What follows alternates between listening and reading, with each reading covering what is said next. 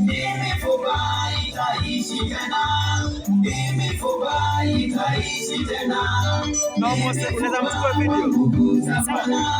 Mifupa itaishi tena. Mungu kamuongoza Ezekieli mpaka bondeni, kufika pale kapata mifupa mikavu iliyokauka. Mtumishi kapata mifupa mikavu iliyokauka. Mifupa itaishi tena, mifupa itaishi tena. Mifupa kwa nguvu za Bwana, mifupa itaishi tena.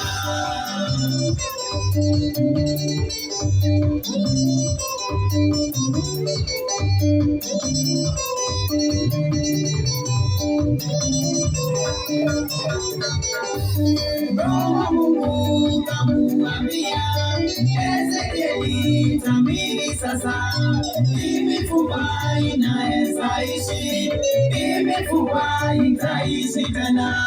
Asema Bwana, tabiri sasa, mifupa itaishi tena, mifupa itaishi tena, mifupa itaishi tena. Mifupa wa nguvu za Bwana, mifupa itaishi tena.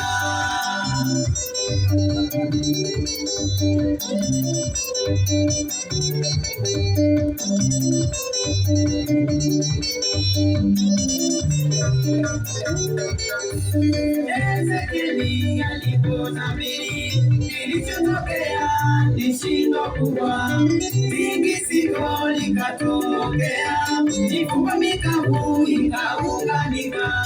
Sasa hivi siyo mifupa mikavu inaishi tena.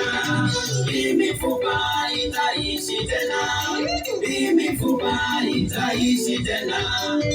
Mifupa kwa nguvu za Bwana, mifupa itaishi tena.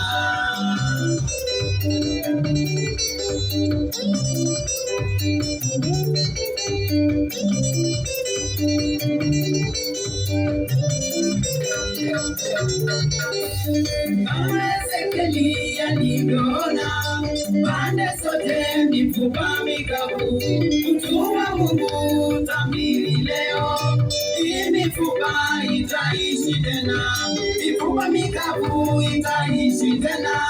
Asema Bwana, itaishi tena, mifupa itaishi tena, mifupa itaishi tena.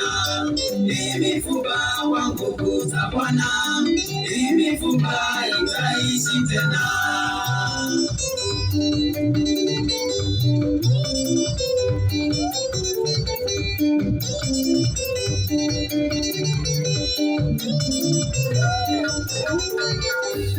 Mambo mengi yamekuwa mifupa, maisha yako yamekuwa mifupa. Mimi leo tabiri ya kwamba mifupa mikavu inaishi tena. Hata kama imezindikana, mifupa mikavu itaishi tena. Mifupa itaishi tena, mifupa itaishi tena. Mifupa kwa nguvu za Bwana, mifupa itaishi tena.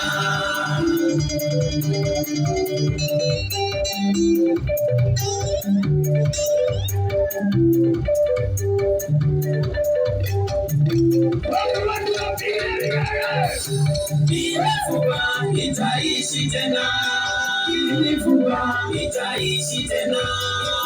Mikavu itaishi tena, mikavu itaishi tena.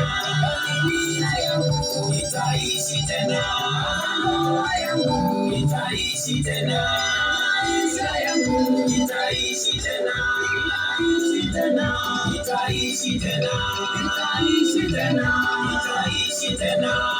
Mifupa itaishi tena.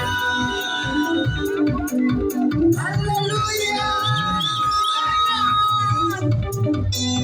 Ezekieli 37 mifupa mikavu inaenda kufanyika kiumbe. Haleluya.